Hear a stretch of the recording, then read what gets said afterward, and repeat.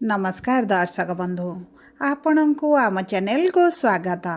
आज भिडटी समस्त मेष राशि व्यक्ति विशेषों बहुत अधिक गुरुत्वपूर्ण रही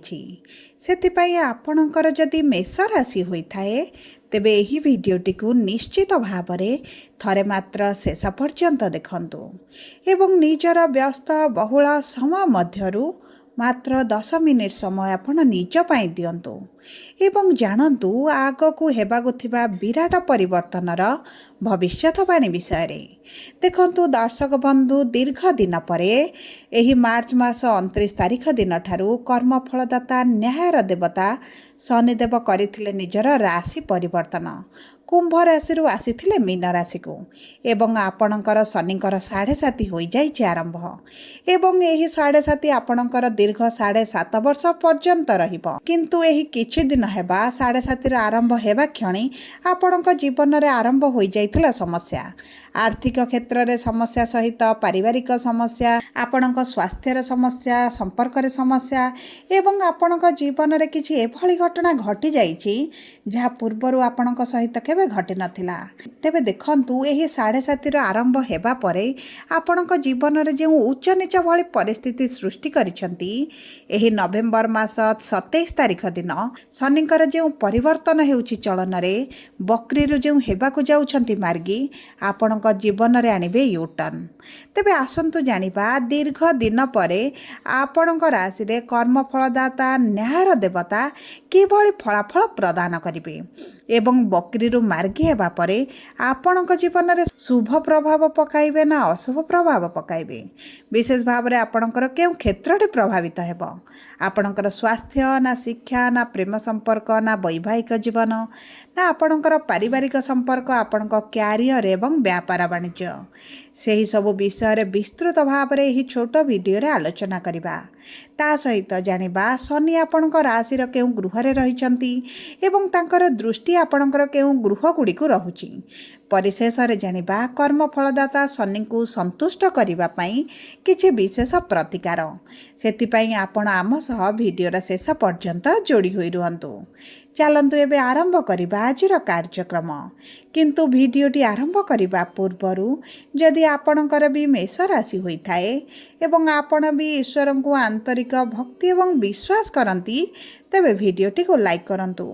कमेंट बॉक्स रे जय जगन्नाथ जय माँ लक्ष्मी अवश्य लिखि दियंतु ता सहित आम सह जोगाजोग करबा पई वीडियोर मध्य भाग रे को व्हाट्सएप नंबर टी दिया जाइछि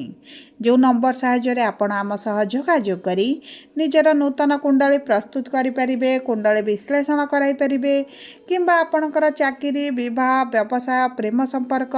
शिक्षा स्वास्थ्य को नहीं किछि समस्या रहिछि ताहार सहजरे एवं स्वल्प मूल्य रे समाधान करि परिबे सेथिपई आपण आम सह वीडियोर शेष पर्यंत जोड़ी होई रुहंतु एवं व्हाट्सएप नंबर माध्यम रे आम सह जोगाजोग करंतु एबे आसंतु कार्यक्रमटी को आग को बढ़ाइबा एवं जानिबा आपणक राशि रो केउ गृह रे शनि विराजमान करी आपण को किभली फल प्रदान करिवे देखंतु आपणक द्वादश गृह रे शनि विराजमान होइछंती एवं 2027 पर्यंत आपणकर एही द्वादश घरे विराजमान रहिबे एवं द्वादश गृह रे गुरुंक राशि रे गुरुंक नक्षत्र रे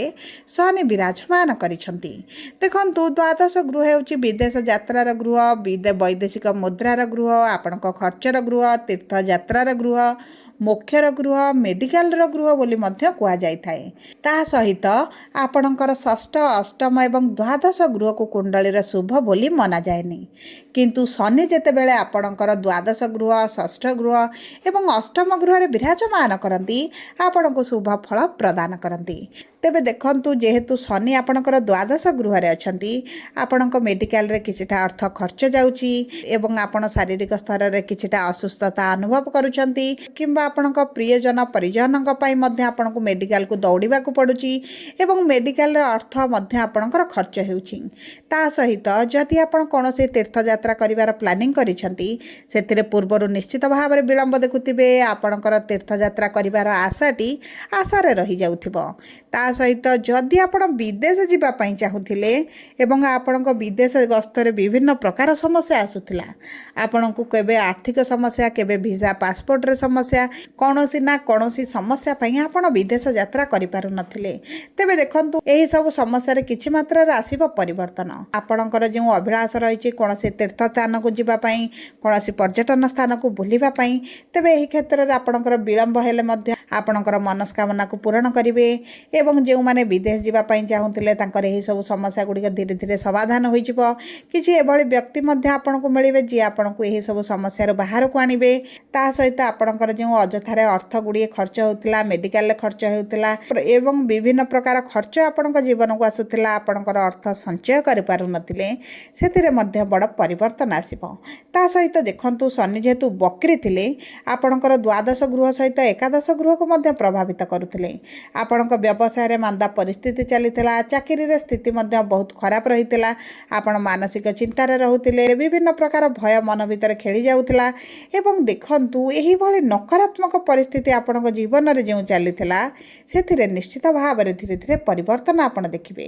ଏବଂ ଦେଖନ୍ତୁ ଯଦି ଆମେ ଦେଖିବା ଶନିଙ୍କର ଦୃଷ୍ଟିକୁ, ତେବେ ଶନିଙ୍କର ଦୃଷ୍ଟି ଆପଣଙ୍କର ଦ୍ୱିତୀୟ ଗୃହ ଉପରେ ତୃତୀୟ ଦୃଷ୍ଟି ରହୁଛି। ଦ୍ୱିତୀୟ ଗୃହ ହେଉଛି ଧନର ଗୃହ, ଲକ୍ଷ୍ମୀଙ୍କର ଗୃହ ବୋଲି ମଧ୍ୟ କୁହାଯାଇଥାଏ ଏବଂ ସେହି ଦ୍ୱିତୀୟ ଗୃହରେ ଶନିଙ୍କର ଦୃଷ୍ଟି ରହିବା କାରଣରୁ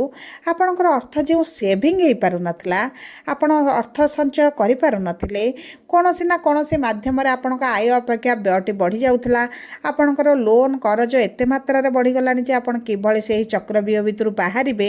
ଏପର୍ଯ୍ୟନ୍ତ ଜାଣିପାରୁନାହାନ୍ତି ଏବଂ ଆପଣ ଚାହୁଁଛନ୍ତି ଅର୍ଥ ସଞ୍ଚୟ କରିବା ପାଇଁ, ଅର୍ଥକୁ ଶୁଝିବା ପାଇଁ, କିନ୍ତୁ କିଛି ନା କିଛି ଏଭଳି କାମ ଆପଣଙ୍କ ଜୀବନରେ ଆସୁଛି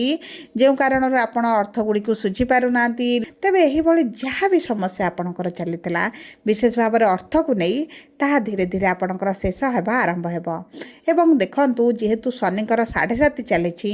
ଆପଣଙ୍କ କୁଣ୍ଡଳୀରେ ଯଦି ଶନି ଖରାପ ସ୍ଥିତିରେ ଥିବେ ତେବେ ଆପଣଙ୍କୁ ନିଶ୍ଚିତ ଭାବରେ କିଛି ନା କିଛି ଅଶୁଭ ପ୍ରଭାବ ପକାଉଥିବେ ଏବଂ ଆଗାମୀ 7.5 ବର୍ଷ ପର୍ଯ୍ୟନ୍ତ ଏହିଭଳି ପରିସ୍ଥିତି ରହିବ। କିନ୍ତୁ ଆପଣଙ୍କର ଲଗ୍ନ, ନକ୍ଷତ୍ର, କୁଣ୍ଡଳୀ, ଦଶା, ମହାଦଶା ଦେଖି ଯଦି କିଛି ପ୍ରତିକାର କରାଯାଏ ତେବେ ଆପଣଙ୍କର କିଛି ମାତ୍ରାରେ ଶନିଙ୍କ ପ୍ରକୋପରୁ ଆପଣ ନିଜକୁ ରକ୍ଷା କରିପାରିବେ। ତା ସହିତ ଦେଖନ୍ତୁ ଆପଣଙ୍କ ବାଣୀରେ ଟିକେ ମଧୁରତା ଆଣନ୍ତୁ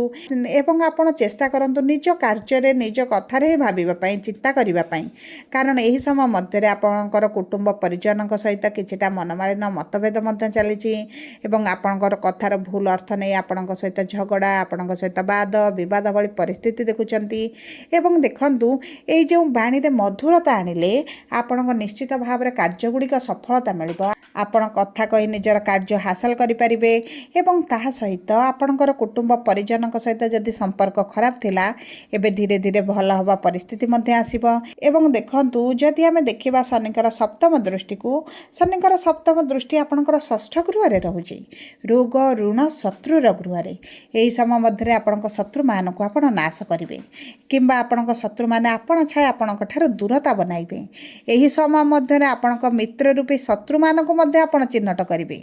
ଯେଉଁ ବ୍ୟକ୍ତିମାନେ ଆପଣଙ୍କ ସହିତ ମିତ୍ରତା ଭାବ ପ୍ରଦାନ କରି ଆପଣଙ୍କ ପଛପଟେ ଆପଣଙ୍କ ବିରୁଦ୍ଧରେ ଷଡ଼ଯନ୍ତ୍ର କରୁଥିଲେ ସେମାନଙ୍କୁ ଚିହ୍ନିବେ, ଜାଣିବେ ଏବଂ ସେମାନଙ୍କ ଠାରୁ ଦୂରତା ବନାଇବା ଆରମ୍ଭ କରିବେ। ତା ସହିତ ଦେଖନ୍ତୁ ଏହି ମିତ୍ରମାନେ ଆପଣଙ୍କ ଜୀବନରେ ଯେଉଁ ସମସ୍ୟାକୁ ବଢ଼ାଇଥିଲେ, ଆପଣଙ୍କର ଅଯଥା ଚିନ୍ତା ବଢ଼ାଇଥିଲେ, ସେଥିରୁ ମଧ୍ୟ ଆପଣ ଧୀରେ ଧୀରେ ମୁକ୍ତି ପାଇବା ଆରମ୍ଭ କରିବେ। ଏବଂ ଦେଖନ୍ତୁ ଯଦି ଆପଣ ନୂତନ ବ୍ୟବସାୟ ପାଇଁ ହେଉ, ନୂତନ କାର୍ଯ୍ୟ ପାଇଁ ହେଉ, କି ନୂତନ ଘର ପାଇଁ ହେଉ, ଯେକୌଣସି କାର୍ଯ୍ୟ ପାଇଁ ଯଦି ଆପଣ ଲୋନ୍ ପାଇଁ ଆପ୍ଲାଏ କରିଥିଲେ କିନ୍ତୁ ଆପଣଙ୍କର ଲୋନ୍ଟା ହୋଇପାରୁନଥିଲା, ଏହି ସମୟ ମଧ୍ୟରେ ଲୋନ୍ ହେବାର ସମ୍ଭାବନାଟି ମଧ୍ୟ ଦେଖାଯାଉଛି। ତା ସହିତ ଆପଣଙ୍କର ଯଦି କିଛି ପୁରୁଣା ସ୍ୱାସ୍ଥ୍ୟ ସମସ୍ୟା ଥିଲା ଯାହା ଆପଣଙ୍କୁ ପୀଡ଼ା ଦେଉଛି, ଯାହା ଆପଣଙ୍କୁ କଷ୍ଟ ଦେଉଛି, ତାହା ଧୀରେ ଧୀରେ କମିବା ଆରମ୍ଭ ହେବ। କିନ୍ତୁ ଶନି ଯଦି ନୀଚ ଥିବେ ତେବେ ଆପଣଙ୍କର ପୁରୁଣା ସ୍ୱାସ୍ଥ୍ୟ ସମସ୍ୟା ମଧ୍ୟ କିଛି ବାହାରିପାରେ, ଯେଉଁ କାରଣରୁ ଆପଣଙ୍କର ସ୍ୱାସ୍ଥ୍ୟରେ ସମସ୍ୟା ଦେଖି ମାନସିକ ଦୁଶ୍ଚିନ୍ତା ମଧ୍ୟ ବୃଦ୍ଧି ହୋଇପାରେ। ତା ସହିତ ଯଦି ଦେଖିବା ଶନିଙ୍କର ଦଶମ ଦୃଷ୍ଟି ଆପଣଙ୍କର ଭାଗ୍ୟର ଗୃହରେ ରହୁଛି ଏବଂ ଆପଣଙ୍କ ଭାଗ୍ୟ ଆପଣଙ୍କ ସାଥ ଦେଉନଥିଲା ଭଳି ଆପଣ ଅନୁଭବ ନିଶ୍ଚିତ ଭାବରେ କରୁଥିବେ।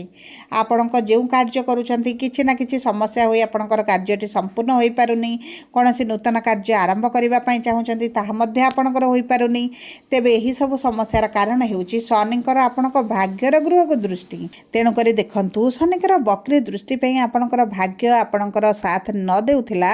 ଏବେ ଆପଣଙ୍କର ଧୀରେ ଧୀରେ ଭାଗ୍ୟରେ ପରିବର୍ତ୍ତନ ଆସିବ।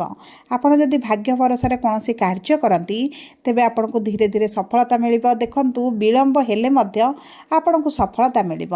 କିନ୍ତୁ ମନେ ରଖନ୍ତୁ, କର୍ମ ହେଉଛି ଆପଣଙ୍କର ପ୍ରଧାନ, କାରଣ ଶନି ହେଉଛନ୍ତି କର୍ମର କାରକ ଗ୍ରହ। କର୍ମକୁ ଯଦି ଶୁଦ୍ଧ ରଖିବେ ଆପଣଙ୍କୁ ନିଶ୍ଚିତ ଭାବରେ ସଫଳତା ପ୍ରାପ୍ତି କରିବେ। ଆପଣ ଯେକୌଣସି କାର୍ଯ୍ୟରେ ହାତ ଦେବେ ଆପଣଙ୍କୁ ସେହି କାର୍ଯ୍ୟରେ ସଫଳତା ମିଳିବ।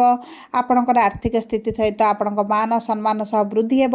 ପିତାଙ୍କ ସହିତ ଯଦି ଆପଣଙ୍କର ସମସ୍ୟା ଚାଲିଥିଲା, ମତଭେଦ ଚାଲିଥିଲା, ପିତାଙ୍କଠାରୁ ସାହାଯ୍ୟ ସହଯୋଗ ପାଉନଥିଲେ, ସେହି କ୍ଷେତ୍ରରେ ମଧ୍ୟ ଆପଣଙ୍କୁ ସହଯୋଗ ସାହାଯ୍ୟ ମଧ୍ୟ ମିଳିଯିବ। ଏହି ସମୟ ମଧ୍ୟରେ ଆପଣଙ୍କୁ ଧୀରେ ଧୀରେ ଭାଗ୍ୟ ଉଦୟ ହେଲା ଭଳି ଅନୁଭବ ମଧ୍ୟ କରିବେ। ସବୁ ପରେ ଶନିଙ୍କ ଠାରୁ ଶୁଭାଶୁଭ ଫଳ ପ୍ରାପ୍ତି ପାଇଁ ଏବଂ ଆପଣଙ୍କର ଶନିଙ୍କର 7.5ର ପ୍ରଭାବକୁ କମ୍ କରିବା ପାଇଁ ପ୍ରତିଦିନ ଶନିଙ୍କର ବୀଜ ମନ୍ତ୍ର 108 ଥର ପାଠ କରନ୍ତୁ ଏବଂ ପ୍ରାତଃ ସମୟରେ ସୂର୍ଯ୍ୟଙ୍କୁ ଜଳ ଅର୍ପଣ କରନ୍ତୁ। ସୂର୍ଯ୍ୟଙ୍କର ଗାୟତ୍ରୀ ମନ୍ତ୍ର ପାଠ କରନ୍ତୁ। ତାହା ସହିତ ମଙ୍ଗଳଙ୍କର ବୀଜ ମନ୍ତ୍ର ପଢ଼ିବା ସହିତ